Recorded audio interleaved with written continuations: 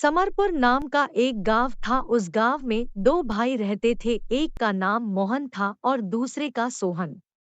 मोहन ने एक बहुत बड़े व्यापारी की बेटी से शादी करके अमीर हो गया था। मोहन की गांव में एक बहुत बड़ी मिठाई की दुकान थी। मोहन के पास इतनी दौलत होने के बावजूद वो अपने भाई की कभी भी मदद नहीं करता और ना ही उसके साथ अच्छा बर्ताव करता। वहीं सोहन बहुत ही गरीबी की जिंदगी गुजार रहा था।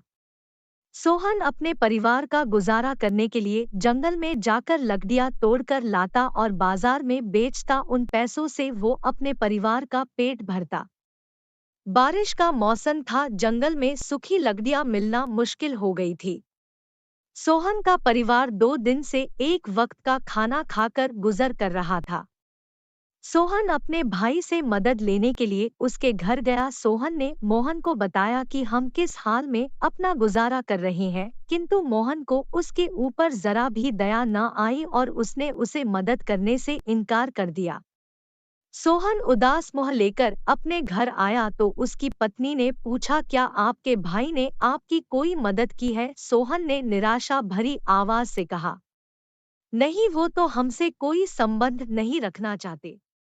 उसी समय सोहन की पत्नी ने पास से कुछ पैसे निकालकर सोहन को दिए।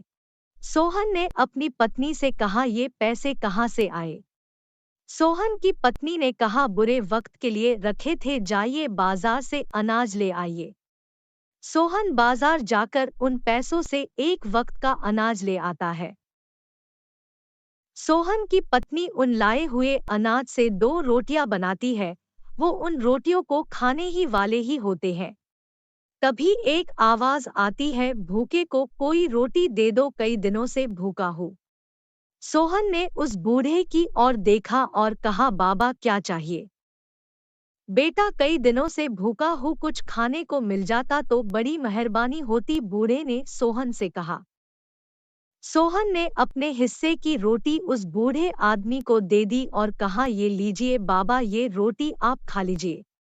बूढ़े ने सोहन की ओर देखा और कहा, बेटा ये रोटी तुम अपने पास ही रखो, मैं तो तुम्हारी परीक्षा ले रहा था। आज के बाद जब भी तुम इस रोटी पर हाथ रख कर जो भी इच्छा मांगोगे वो पूरी होंगी, मगर ध्यान रहे इसका गलत उपयोग न करना और तुम्हारे अलावा जो भी इस रोटी पर हाथ रखेगा वो गरीब हो जाएगा। सोहन ने उस रोटी को घर में ले आया और अपना हाथ उस रोटी पर रखा और इच्छा मांगी कि ढेर सारा खाना आ जाए। रोटी पर हाथ रखते ही ढेर सारा खाना आ गया।